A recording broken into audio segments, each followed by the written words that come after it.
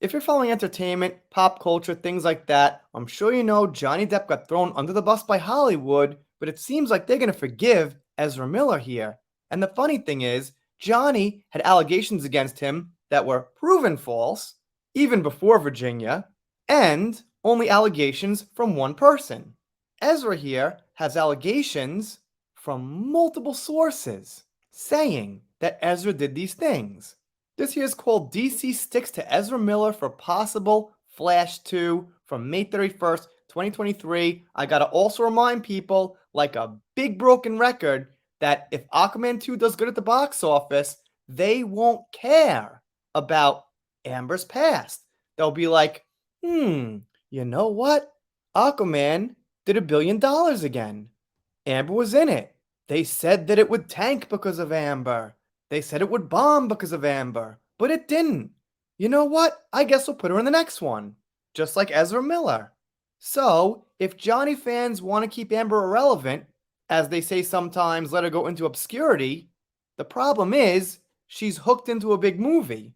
So if that does good, that's going to help her possibly getting something else. But I digress. That's talk for a different time.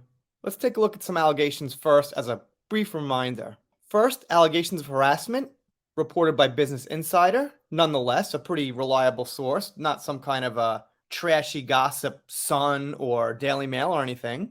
Rolling Stone reported how Ezra was housing this woman in an unsafe environment for 3 kids. Rolling Stone, not the best source, but they're not the only one. That got around pretty much everywhere. And one here from a woman in Germany who said that Ezra harassed them. Plus, there was something in Hawaii. Plus, there was a choking incident against a fan. So, there's multiple allegations here, yet Ezra's okay. And Johnny had allegations that were proved false by one person, and Hollywood's still not touching them. Let's see what we got. DCEU is still betting on Ezra Miller in The Flash as director Andy Muschietti confirmed the film's sequel would cast the controversial actor as if it ever happened. Speaking to the Discourse podcast, the filmmaker revealed, if a sequel happens, yes, adding, I don't think there's anyone that can play the character as well as they did.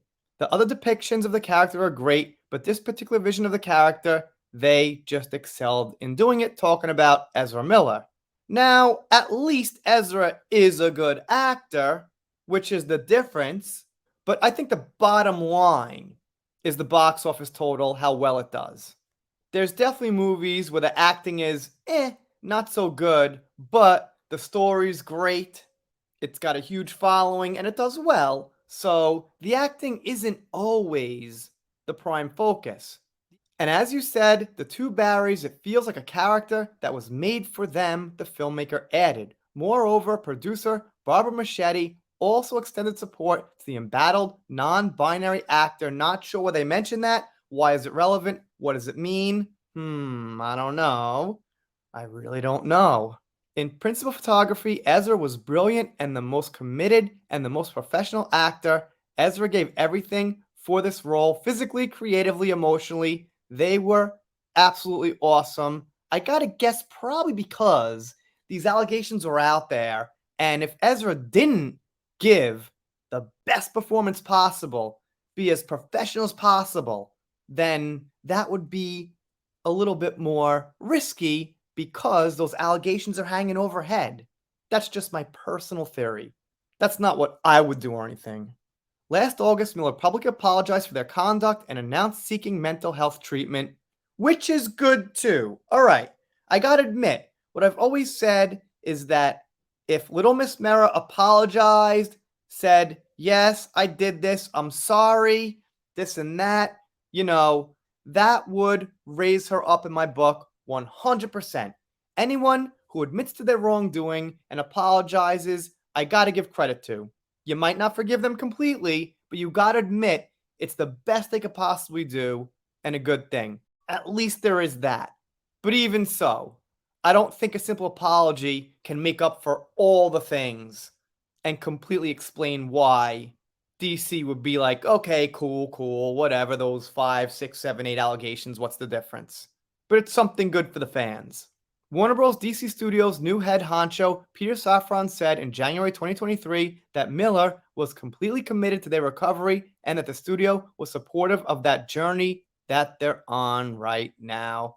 All right, I mean, there it is. Like I said, at least Miller apologized.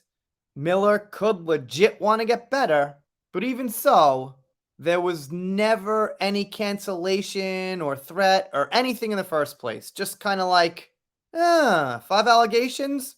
Let's see what happens. Go ahead. Get your head straight. Figure it out. Come back. We're here for you. We support you. And with Johnny, it's like, couple of allegations from this crazy girl from Texas? You're out. Bye. Okay. Anyway, let me know what you think down below. Obviously, I've got some deeper, more intricate theories on this, which I can't quite talk about where we are now. I'm sure some of you might know. Anyway, if you're not subscribed here, consider it. If you don't, I'll be sad, but I'll get over it. See you next time.